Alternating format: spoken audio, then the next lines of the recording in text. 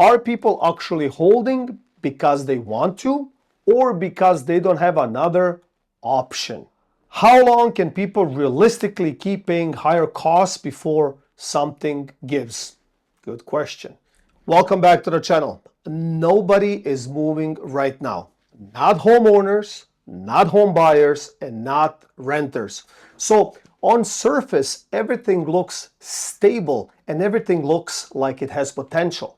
But underneath the surface, things are extremely shaky, and wherever there's no movement in any segment, especially real estate in Canada, a lot things can go wrong. So I did collect 3 comments from homeowners, 3 comments from buyers, and 3 comments from renters.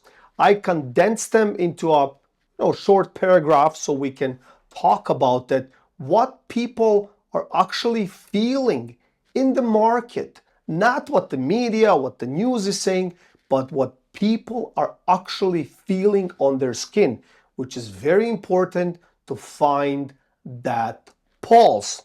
After that, we will get into 5 questions that I have been asked. I will try to answer as best as I can to clarify the question. What will happen to real estate? What is happening in real estate right now? And where are we heading in 2026 and even 2027? So let's talk about it together and let's get into the comments of homeowners. So comment number 1, we planned to upgrade this year, but when we ran the numbers, our payment would jump by over $1,500 a month. It just didn't make sense anymore. So now we're staying where we are. And I'm sure you heard this many times over. Maybe your family member, maybe your neighbor, maybe you are the person that did the numbers and the move doesn't make any sense. So this is the real pulse. This is what actually people are feeling. And they don't have the extra cushion, in this case, $1,500 to maybe have more space or maybe to upgrade to a better location. Comment number 2 from homeowners. I thought about selling, but after everything, I'll barely break even or even lose money. It's hard to accept that after holding for many years. So now I'm just holding and waiting. I'm sure you heard this comment, especially people that bought at the peak, 2020, 2021, and 2022.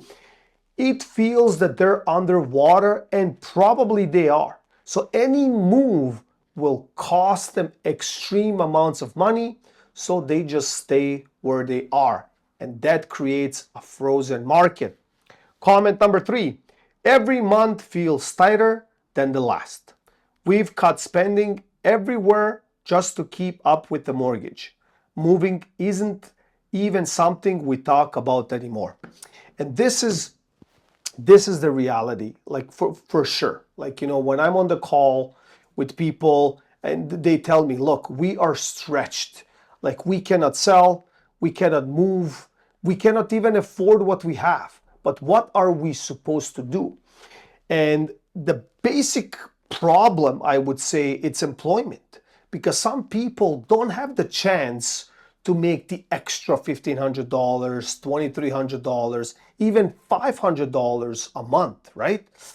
I'm sure your friends may be driving an Uber, right? And we're asking why. Well, they don't have the opportunity to make more money. Not everyone is entrepreneurial. Not everyone has a business. Not everyone knows how. They're just stuck, right? And at a point of time, $100,000 was considered a lot. But now that pressure is squeezed so much. All right, so now we get into buyers. First comment, I've been ready to buy for over a year now, but something just doesn't feel right about this particular market. Prices still feel too high for what you're getting. So I keep waiting. And pulling that trigger, especially people that are, watching videos, they're reading, they're involved in the market, they're obviously not stupid, and they realize that since 2022 and 3, prices have been feathering, not only in big cities, suburbs, everywhere, right? So making that move, it's like why should I invest in something that it's unclear to me? It's not stable. I don't see the potential. This is what I hear speaking to buyers. So that's why they hold to their cash, and they're holding for now, basically. All right, buyers, comment number 2. Even with rates moving a bit, the numbers still don't work for me. I'll be stretching way too far just to get in the market. I'll rather wait than regret it later. Obviously, I heard this too. Bankers and everyone else in the industry are calculating, saying, hey, look, it's cheaper $200 than last year, $300. But does it really move the needle? Because everything else is kind of squeezing or is going up, right? Like the new issue that we obviously all have is gas.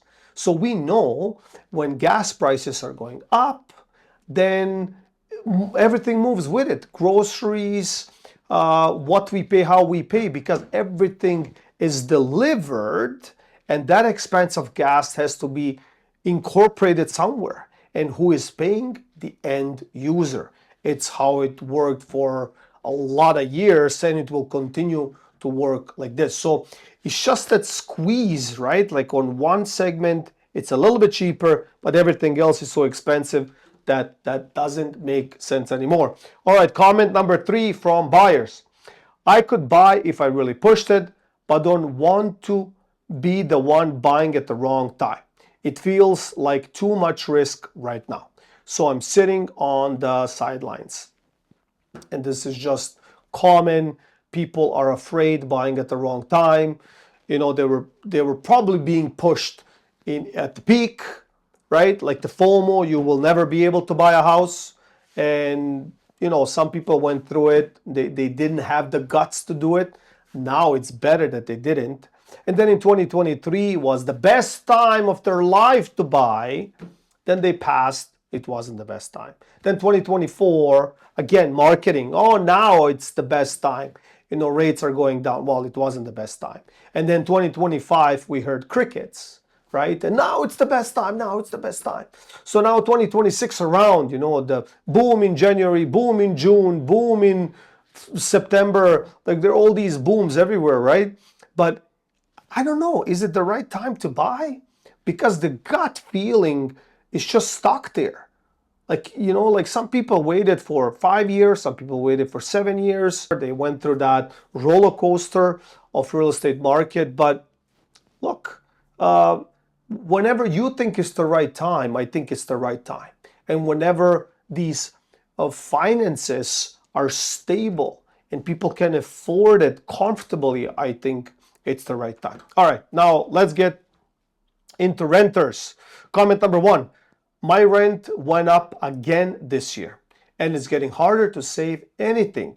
I was trying to build a down payment, but it feels like I'm going backwards. Buying feels further away than ever. And it's just a simple math. I mean, obviously, landlords, they have to increase their rents. Some segments of rental went down. They have seen the pressure, they went down.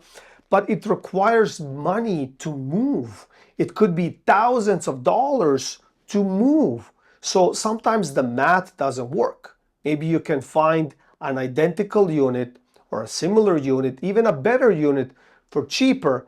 But if you consider the moving and everything else, it doesn't make sense. So it could, people could be stuck. So that's one. And then the saving, it's a problem, right? Because I've spoke to people and they say, look, I can save $500 a month. Or some people say, hey, look, I can save $1,000 a month, which is amazing nowadays. But if you do the math, $1,000 a month times that by 12 months is $12,000. Times that by 10 years, it's $120,000, which would probably qualify you at 20%, somewhere around $500,000 to $550,000. The question is, what can you really buy, right? So that's the problem. And how and what will the market look like in 10 years from now? All right, comment number 2. Every year I think this is the year I'll finally buy, but prices keep moving faster than I can keep up. It's frustrating because it feels like I'm doing everything right, yet I'm stuck renting. Well, it's just the pressure from all the angles. You might be doing everything right, and you should continue to do everything right. And when the opportunity comes up your way, the opportunity that feels right, it feels comfortable, then you jump. Until then, live your life, enjoy. Renting is not a bad thing. I mean, there's so many ways you can make your money, not only real estate, but look, you should consider being disciplined, and let's see what happens in the future. Comment number 3 from renters. At this point, I've stopped thinking about buying anytime soon. The gap just feels too big now. It's starting to feel like renting might be permanent. And to be honest with you, like, look, there are countries around the world, like maybe England and Germany, and I'm sure there are other countries that, people are renting and they're still living, they're enjoying life, they're exploring the world.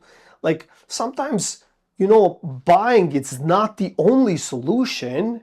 Homeowners will tell you, you know what I mean? Like it's not easy maintaining these payments for 20, 30 years. It's not easy keeping up with the roofs and windows, and sometimes tenant rises in bills and all of that stuff. It's pressure. So if it doesn't work, it doesn't work, right? Like try to find other ways, but most importantly, stay happy, stay disciplined, and if it comes around, it comes around. All right, so 5 questions. I did put some notes here, so let's get into them together. So questions and explanations. If nobody is really buying or selling right now, what does it mean for prices moving forward? So prices may look stable, but stability without activity is weak.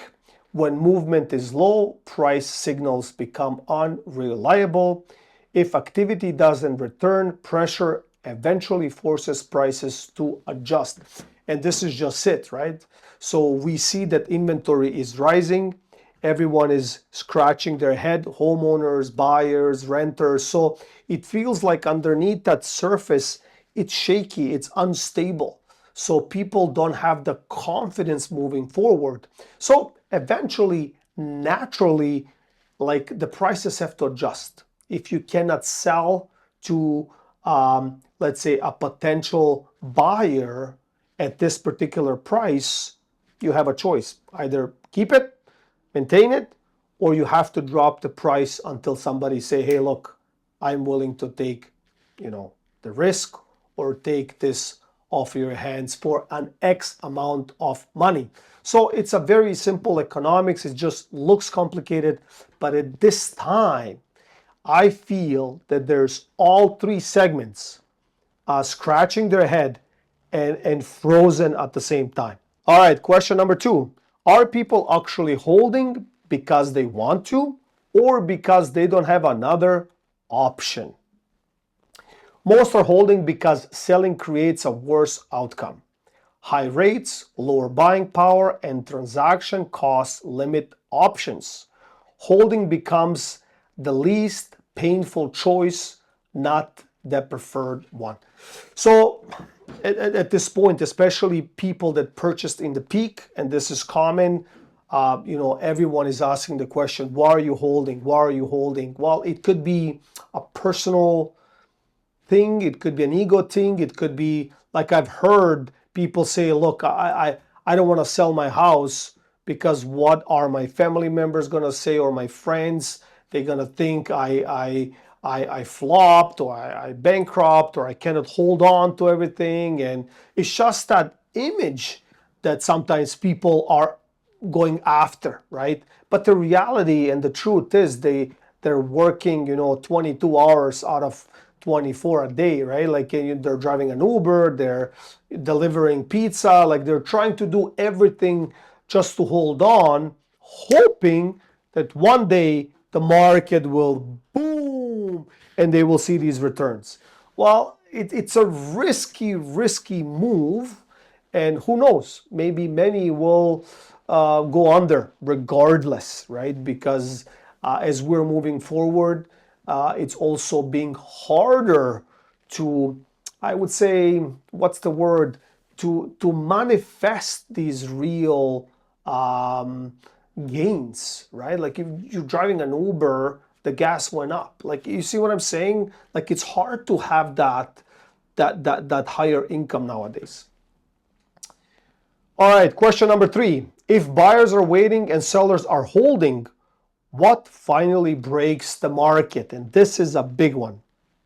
Markets don't break from decisions, they break from pressure.